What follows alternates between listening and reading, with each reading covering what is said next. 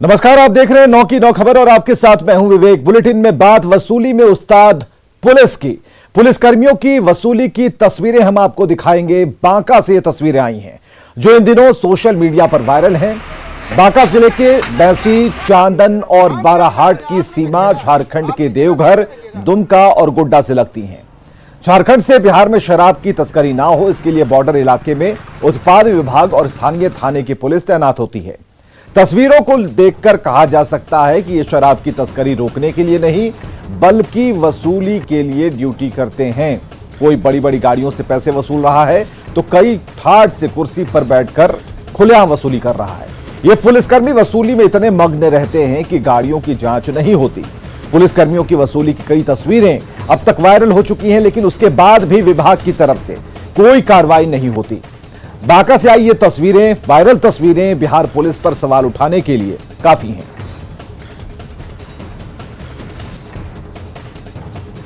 तो वसूली का वीडियो वायरल है और ये वीडियो वायरल जो हम आपको दिखा रहे हैं, वहां पर एक लैंडमार्क लगा है। कहां से ये तस्वीरें आई हैं, ये साफ दिखता है कि पुलिस वाले कभी कुर्सी पर बैठकर तो कभी बड़ी गाड़ियों का पीछा कर उनके ड्राइवरों से वसूली कर रहे हैं और बिना चढ़ावा चढ़ाए यहां से कोई नहीं जा सकता। भलजोर बस्ती, ये सभी के लिए और सभी को दिख रहा होगा। ये कुछ सवाल हैं कि क्या वसूली से तस्करी पर लगाम लगाएंगे पुलिस वाले?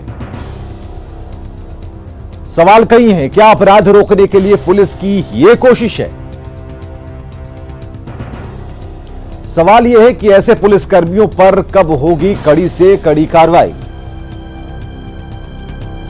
और क्या वसूली से तस्करी पर पुलिस वाले ऐसे लगाम लगा पाएंगे? और नागेंद्र हमारे साथ, उनसे बात करते हैं। नागेंद्र, ये वीडियो वायरल है और उस जगह जहां पर ये कुर्सी लगाकर ठाठ से बैठकर वसूली कर रहे हैं, उस जगह को भी हम आपको दिखा रहे हैं कि कहां पर ये वसूली चल रही है। इसके बाद अभी तक एक्शन तो हो जाना चाहिए था। सरकार कहती है कि वो बेहद सजग है। विवेक, मैं बता दूं कि ये जो क्षेत्र है भलजोर बस्ती बौंसी थाना क्षेत्र का और दुमका जिला से लगा हुआ है, अंतर्राज्यीय मार्ग है। इस पे हजारों गाड़ियां हमेशा आते जाते रहती है और शराब तस्करी के लिए शुरू से बदनाम रहा है ये चेक पोस्ट। यहाँ पे इसको लेकर बौंसी पुलिस और उत्पाद विभाग की टीम यहाँ पे 24 घंटे तैनात रहती है, लेकिन हमेशा ऐसी शिकायत रहती है कि वहां पे वाहनों की चेकिंग नहीं होती है और पैसे की वसूली कर गाड़ियों को ऐसे ही पार किया जा रहा है। जो वीडियो वायरल हुआ है उसमें भी ये साफ दिखता है। स्थानीय तौर पे अगर देखा जाए, लोगों का कहना है कि यहाँ पे स्थानीय पुलिस जो तैनात रहते हैं उनकी चलती है, इनके ऊपर लगाम किसी का नहीं है, कोई इनको देखने तक नहीं आता है और गाड़ियां पार होते रहती है। आगे चलकर कभी उत्पाद विभाग की टीम पकड़ लेती है, कोई दूसरे में तो शराब की तस्करी धड़ल्ले से इसी तरह से होते रहती है। अब तक कोई कार्रवाई नहीं हुई है। अब तक कोई कार्रवाई नहीं हुई तो एक बात नहीं कि इस चेक पोस्ट की हम हालत को बता रहे हैं या फिर ये वायरल वीडियो सामने आया है, इसके बाद जितने भी नाके हैं वहां पर भी ऐसी ही तस्वीरें रहती हैं। चढ़ावा चढ़ाया जाता है, नीचे एक पुलिसकर्मी होता है जो बड़ी गाड़ियों पर सवार उन ड्राइवरों से वसूली करता है। कुछ लोग बड़े अधिकारी हैं जो कि बैठे रहते हैं और यहां भी वसूली का धंधा चलता रहता है। तो वसूली में मस्त है पुलिसकर्मी और ऐसे में मुख्यमंत्री की जो सोच है कि शराब की तस्करी पर ब्रेक लग जाए, मुश्किल लगता है। रांची के और मांझी की निर्भया को इंसाफ का इंतजार है। आज इस हत्याकांड का चौथा दिन है। अभी तक मृतक के सिर को नहीं ढूंढा जा सका है, जिससे मृतक की शिनाख्त में परेशानी आ रही है और उसकी पहचान नहीं होने से मामले की जांच के लिए गठित एसआईटी के भी हाथ खाली हैं। हत्यारे का सुराग पाने के लिए इनाम की राशि बढ़ाने का कोई असर होता नहीं दिखता। पूरे मामले में रांची पुलिस की विफलता सामने आई है। मृतक की छाती और गर्दन के पीछे गहरे जख्म के निशान हैं। दरिंदों ने उसके प्राइवेट पार्ट को भी काट दिया था। शुरुआत में पुलिस ने रेप की आशंका से इनकार किया था, लेकिन अब केस में रेप की धारा 354B जोड़ने के लिए कोर्ट में आवेदन दिया गया है। वहीं रेप की पुष्टि के लिए फॉरेंसिक लैब में स्वाब भेजा गया और ऐसे में पुलिस पर सवाल उठ रहे हैं कि आखिर जब मेडिकल जांच रिपोर्ट नहीं आई और शुरू में रेप की आशंका से इनकार किया गया था, तो फिर अचानक कैसे इसमें रेप की धारा जोड़ी जा रही है? आखिर इस मामले में क्या है जिसे पुलिस छुपाना चाहती है?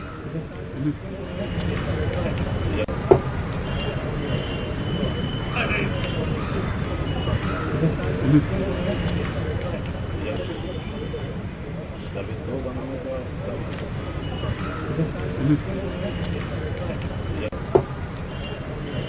प्रकाश हमारे साथ, हमारे सहयोगी। ओम प्रकाश, अभी तक इस मामले में क्या हुआ, क्या अपडेट है, क्या नया जोड़ा गया इस केस में और नया एंगल क्या कहता है?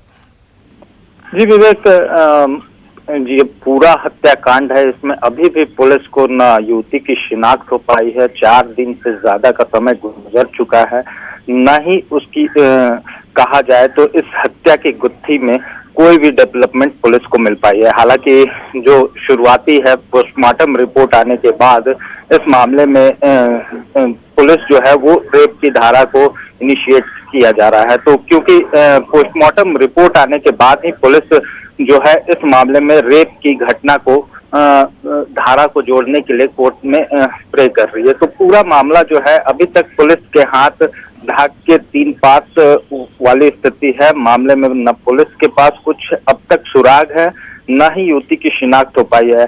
पूरे मामले पर डीजीपी ने भी क्लास लगाई कल और सभी अधिकारियों को चुस्त दुरुस्त और अपने अपने मामलों में, और इस मामले में खासकर जिस तरह से पूरी घटना हुई है, इस मामले में केस डिटेक्शन को लेकर अब नई दिशा से जो अनुसंधान है वो करने की बात। बहुत बहुत शुक्रिया ओम प्रकाश इन तमाम जानकारियों के लिए।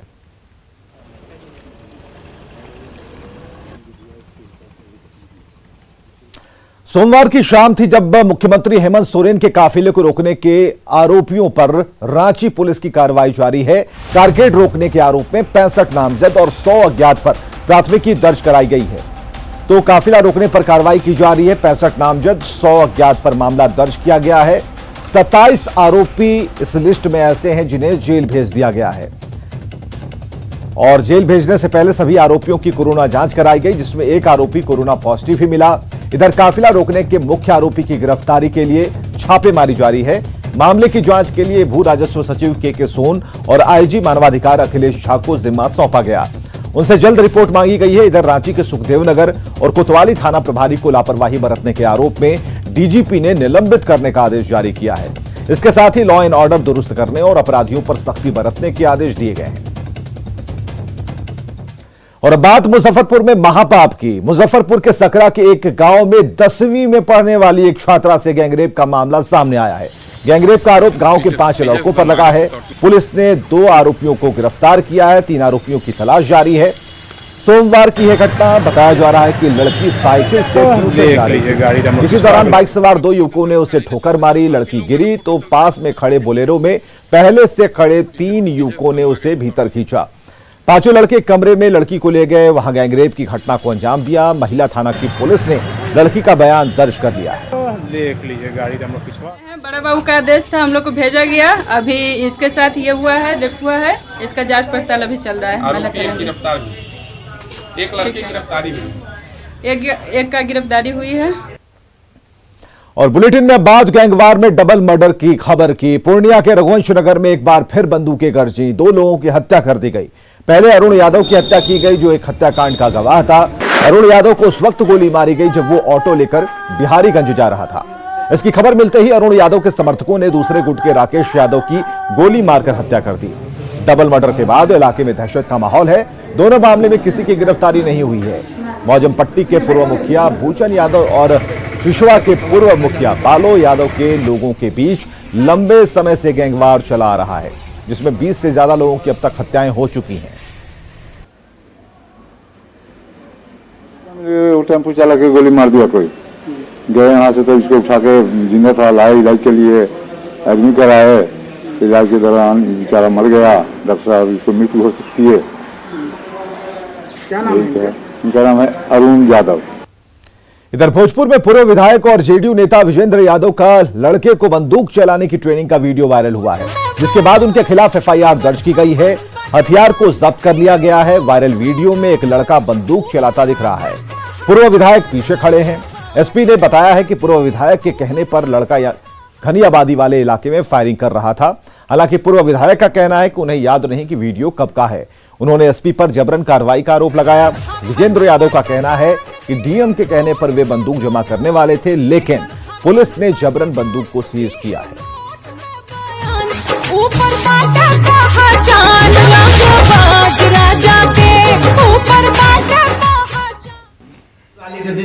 निकालते हैं, कोई पब्लिक के लिए तो रिप्रेशन होता नहीं है, कोई ट्रेनिंग सेंटर नहीं है, कोई एथी नहीं है, तो हम अपना साफ सफाई में 2-4 फाइल किए होंगे।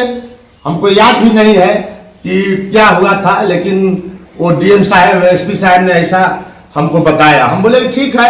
बोल रहे हैं कि हम बंदूक सीज किए हैं विधायक जी का, तो बंदूक तो मेरे घर से मेरे रास्ते में तो सीज किए नहीं है। सुने हैं कि दुकान से बरियारी उसको गाली गलौज करके इनके पुलिस जा करके दुकान ताला तोड़वा करके गाली गलौज कर करके और बंदूक सुने हैं कि लाया है लोग।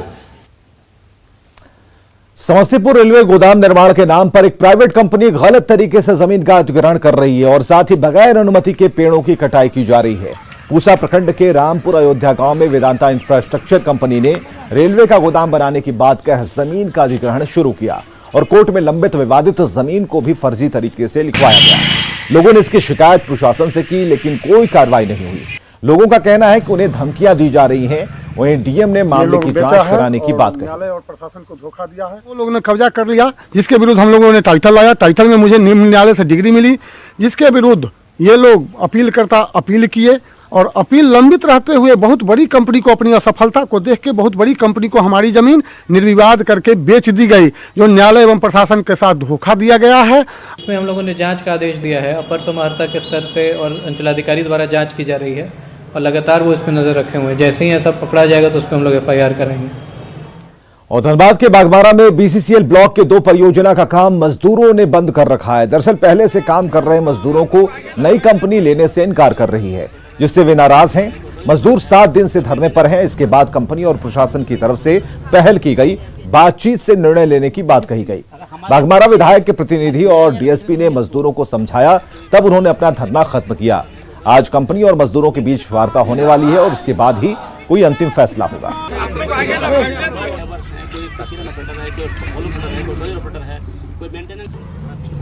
चलिए झारखंड कैबिनेट की बात करते हैं। इस बैठक में ऊर्जा विभाग के तहत एक अहम फैसला लिया गया। राज्य सरकार ने केंद्रीय ऊर्जा विभाग, रिजर्व बैंक ऑफ इंडिया और राज्य सरकार के बीच हुए त्रिपक्षीय समझौते से अपने आप को बाहर करने का फैसला किया है।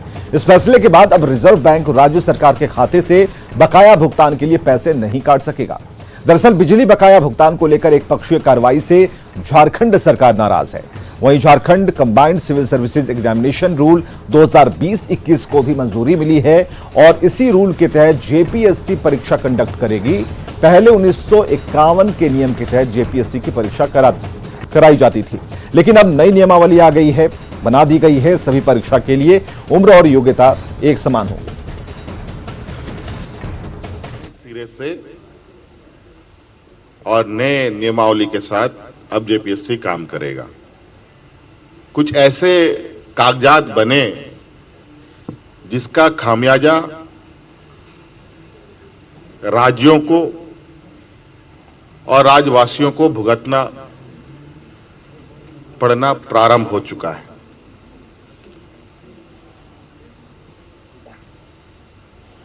केंद्र और राज्यों की जो संबंध है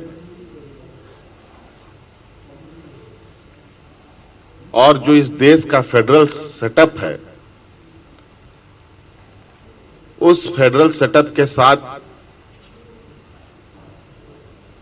आज कहीं ना कहीं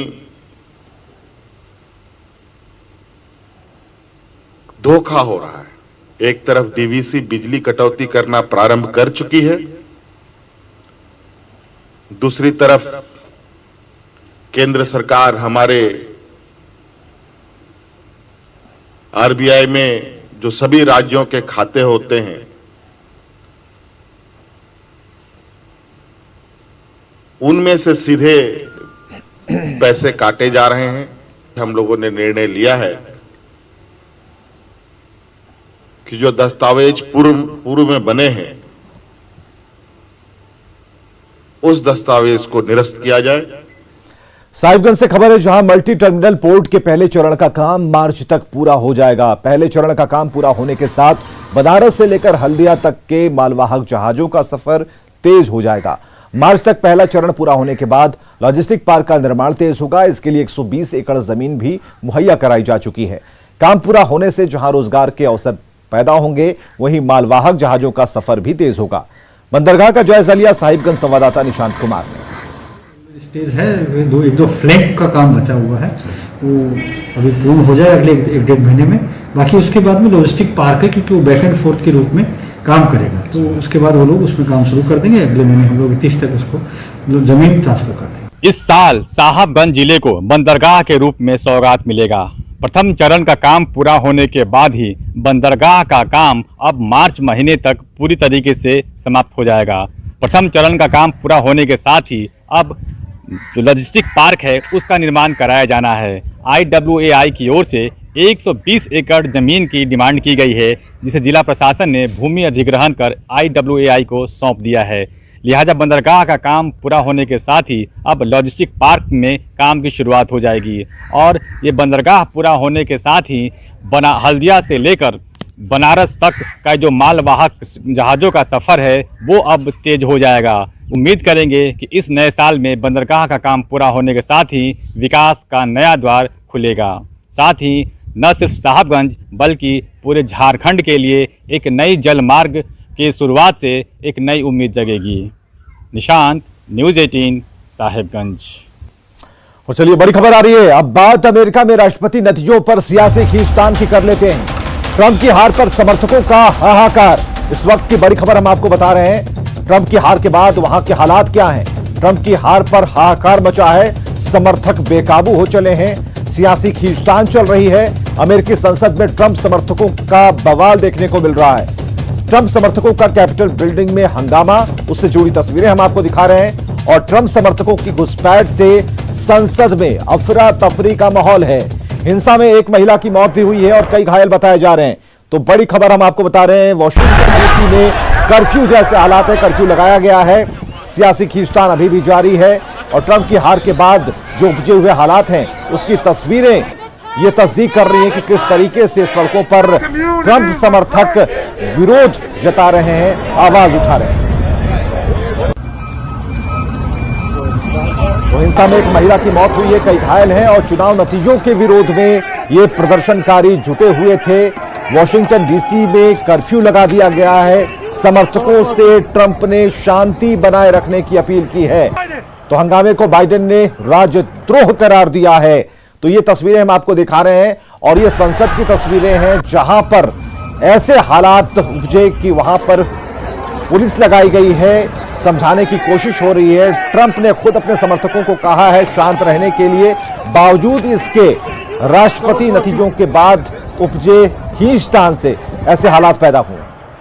डोनाल्ड ट्रंप के समर्थक वहां की संसद के बाहर जमा हो गए और जोरदार हंगामा करने लगे। उन्होंने चुनाव के नतीजों में धांधली का राग अलापते हुए उसे रद्द करने की अपनी मांग फिर दोहराई। हाथों में ट्रंप के समर्थन वाले बैनर और तख्तियां लेकर बड़ी तादाद में प्रदर्शनकारी संसद के कैंपस में घुस गए और वहां बने कई स्मारकों पर चढ़कर डोनाल्ड ट्रंप के समर्थन में झंडे लहराने लगे। हंगामा बढ़ता देख ट्रंप को खुद अपने समर्थकों से शांति की अपील करने के लिए सामने आना पड़ा। We have to have peace. So go home. We love you. You're very special. लोगों की भीड़ और गुस्से को देखते हुए पुलिस ने भी मोर्चा संभालने में देर नहीं लगाई। विवाद बढ़ने की आशंका को देखते हुए संसद और उसके आसपास भारी मात्रा में पुलिस बल को तैनात किया गया। इस पूरी घटना को जो बाइडेन ने विद्रोह करार दिया और इसे जल्द रोकने की अपील की।